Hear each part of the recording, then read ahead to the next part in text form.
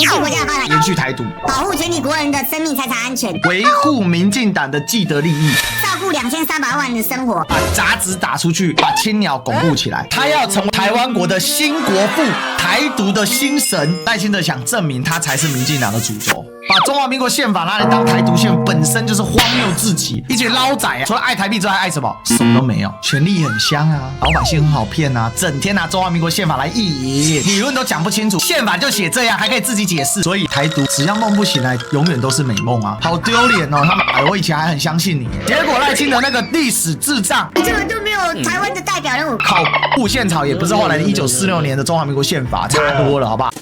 Ladies and gentlemen, welcome the host.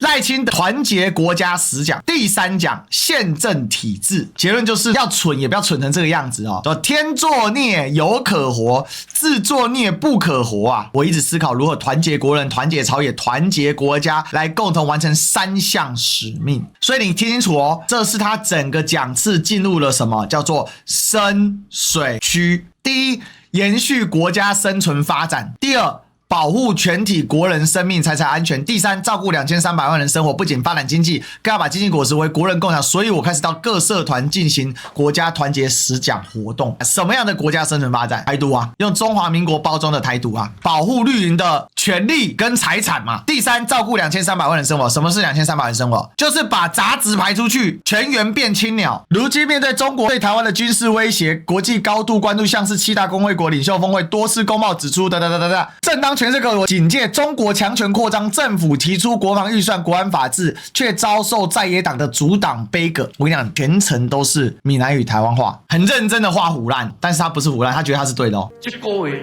珍贵的力量再度出现，不但有青鸟飞出。群鸟不会蠢。我要强调，不是有宪法就有宪政体制，不是有宪法就有民主宪政体制。1946年才颁布的中华民国宪法不到2年，1948年颁布实行动员戡乱临时条例，1949年来到台湾之后，随后实施戒严。38年期间，国家机变伤害人权，也是台湾的白色恐怖黑暗时期。好，所以呢，他延续了前1讲的说法，然后呢，去强调宪政看起来有民主，但是国民党的宪政没有民主。不过我这里在想哦，大哥，动员戡乱临时条款就是在剿共啊！你要反共，你还不要动员戡乱？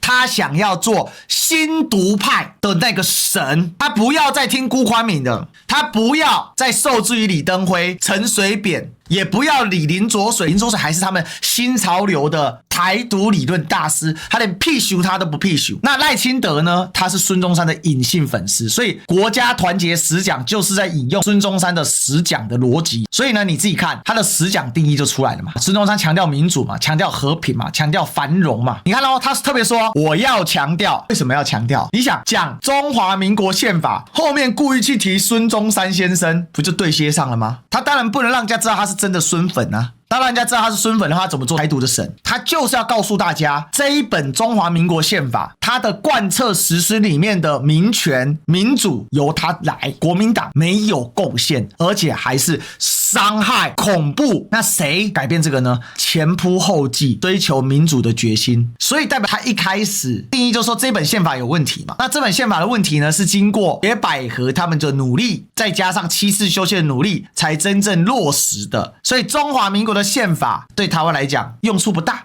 7次修宪是人民的血汗，逐步落实主权在民，所以他完全否定了当时蒋经国有意放宽台湾政治环境的一个做法。他为了要否定中华民国宪法不具备所谓的台湾人的民主共同意识，所以这部宪法如果没有经过所谓的7次修宪，它是一部没有台湾人民的宪法。所以7次修宪事实上是救赎了中华民国，是救赎了这部宪法。事实上完全错误嘛，台湾有18位代表，而且由台湾省议会选举产生的。这18位代表里面，后来很多都在台湾的政坛叱咤风云啊，比较有名的，比如说客家大佬黄国书啊，他还当到中华民国的中将。这其实是独派史官经常犯的错误哦。独派为了要消减中华民国对于台湾主权的合理性啊，经常做一些减法。例如说否定开罗宣言的效力。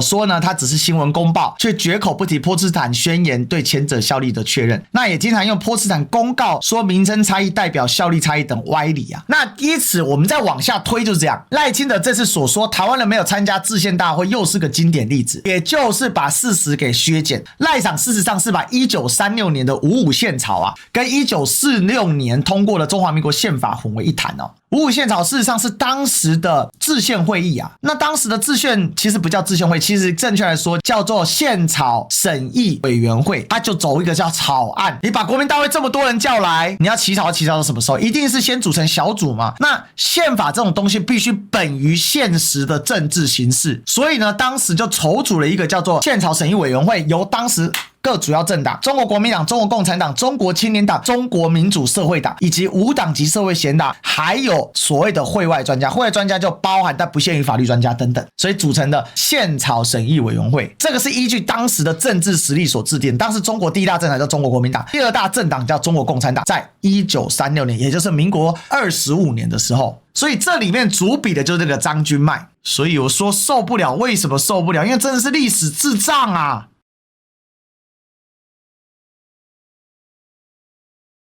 历史错误，省长民选和动审归于同一次修宪，所以你就可以看到说，赖清德在对于历史的观点跟脉络是如此的不严谨。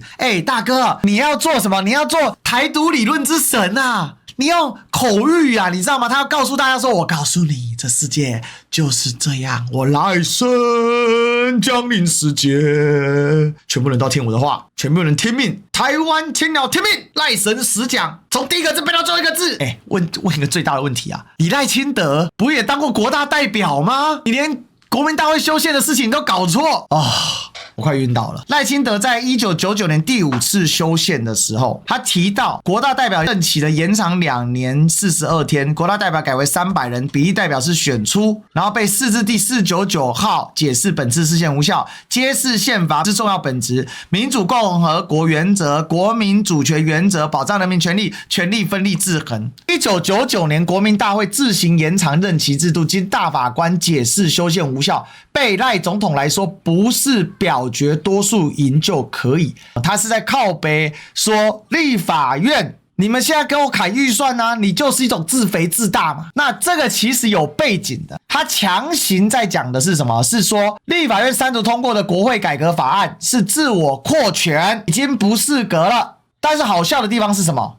这个呢，国会被扩权认为的原因是什么呢？简单来讲啊，你国大当时扩权的逻辑是你要让自己继续活下去嘛，那你这样等于是怎样？自己帮自己开绿灯，本来就会出现适不适格的问题了嘛。那他拿这个来解释什么？第一，蓝白在国会扩权是错误的。第二，国大自肥案并不是多数就赢啊。所以老兵说的很好嘛，这个叫做什么？总统级带风向，不伦不类啊。你们要想到一个总统带头扭曲当时的历史背景。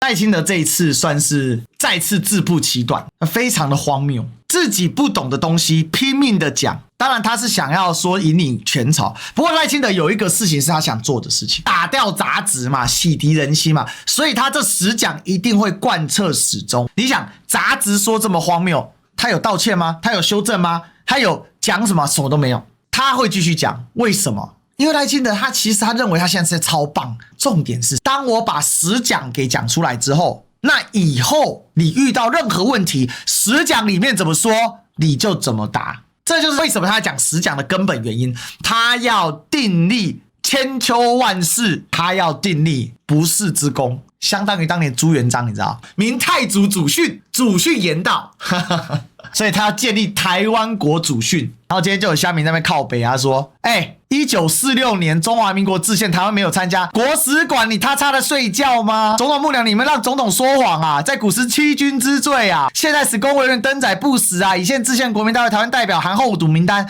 正本翻拍，正选有理，许世贤台湾第一位女医生，还有连胜东候补，还有谢娥，还有也是医生哦。反正总统骗人又一件，始终仔也不会查证，就这么好笑，这么可悲。